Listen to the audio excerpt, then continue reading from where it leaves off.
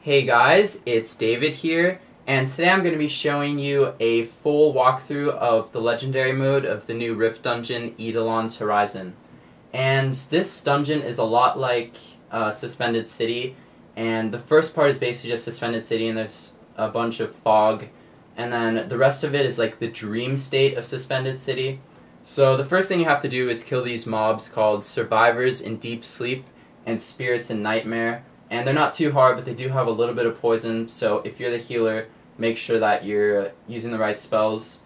For this dungeon, I would not recommend using Ring of Healing a lot, and actually pretty much for any dungeon now, if you're a healer, because Ring of Healing seems to deplete your mana a lot more with this update, and my healing power actually went down by 200 with the same gear I had with this update. So, yeah, I would not recommend using Ring of Healing too much. And the mage died there, but that's because the mobs sometimes double hit, so there's not much you can do. So, basically you see like these orange text across the screen, and you have to kill 25 of these mobs to be able to get to the first boss, which is at Hall of Nightmare. And this is where, in Suspended City, the, I don't know what he's called, the quest giver would be. But basically it's like a stone on a wall. It's a stone face, and this, in my opinion, is the hardest boss of all of the dungeons that I've been in, and I'm guessing it'll get easier with time, but this is definitely the hardest boss of this dungeon. And as you can see here, I'm running out of mana because I was not conserving my mana well, but we did wait for the mana a little bit. So during this walkthrough, I'm going to be doing my best to not only give you guys tips on healing, because I do that a lot, and it's basically some of the same stuff, but I'm going to try to do my best and give tips on the other classes as well. So the elf skill that I got here was the music thing, and it basically just increased your mana and HP. And right there I was looking at the different, I don't know what they're called, the different upgrades, like bonuses from T2 gear and such. So I zoomed out here to show you guys the things that attack on the sides. There's basically waves, I guess. I don't know if they're called waves, but he says avoid the wave.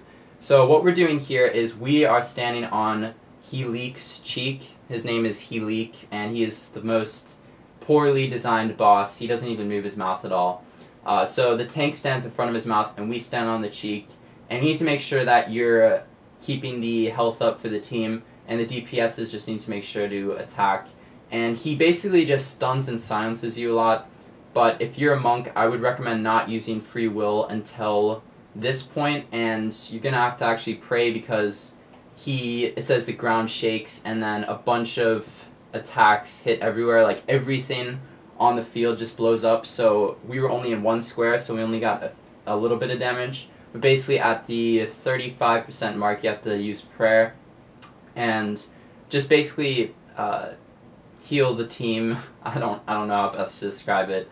And make sure you have enough mana. And then at the end you have to pray again when he does that explosion thing. So I guess when I explain it, like, he sounds a lot easier, but it's actually really hard because sometimes you get stunned or you get silenced and you don't have free will cooled down, and then you're screwed because you have like half your health down, and then you just die because of the explosion.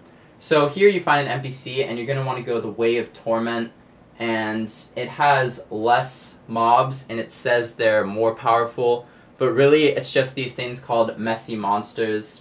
And this is actually the dream phase right now that we're in, and basically it's Suspended City, and it's on those little platforms. Like if you go to Suspended City, you see those circular things on the outside of Suspended City, and you can see like fire all around. I think this is like the single coolest thing that Gameloft has designed. I mean, the stairs have like fog on them, or gas or something, I don't even know, and they have chains and you just walk across. It just looks awesome.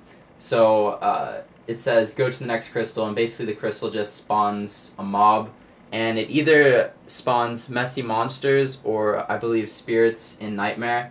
And this Way of Torment I think is the best way because these, as you can see, these messy monsters do not do a lot of damage. They are super easy and they have like no health, so definitely go the second way. But once you complete either way, you can go back either way you want if you die. So basically just jump down on these platforms, then you make it down here, and this is where you get to the Hall of Throne, which is where the second boss, Wethvive, is. And this one is kind of challenging at first, but basically you're going to have to run around a lot, and it says sleepiness, something about sleepiness, I don't even know, and sleepiness surrounds you, try to stay awake, and these chains appear on your legs, and then when that happens you have to run around. So you see me running around when that happens, and it lasts for about 2 to 3 seconds, and then you're free to just stand and heal if you're a healer, or DPS if you're the DPS.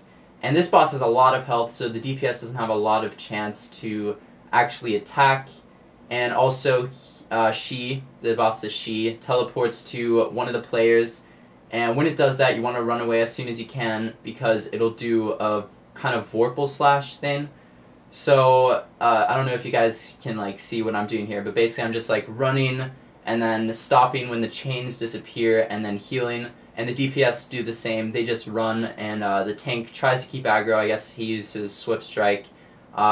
Mage would use Fireball most likely, and Archer would use Archer skills. Sin would be kind of hard, like any DPS that has to go close range would be kind of hard, because then you have to get up to the boss and you risk getting the Vorpal slash thingy. So you can see like it just takes a while, and it's pretty easy once you start to understand. You just need to make sure that about 80% of the time you're running around. And if you do get stuck by his chain, or her chain, sorry, then you can just use free will, so it's not a big deal. But if you don't have free will, then you're screwed, because it'll pull you to it, and then it'll do the attack on you, and then it'll do Vorpal. So basically, whenever you see the boss attack one of the people, just run away from it. If it attacks you, you'll lose like 3,000 health or something, and then you just have to keep running, or you lose like 4,000. So this boss is kind of tricky, but it's definitely not too hard once you start to get it. Windwalker definitely does help if the mage has Windwalker, because you can run faster. So if it does the Vorpal slash thing, then you can just run. And I think the mage actually did die here, because he got hit by the boss, and then he stood there for a while.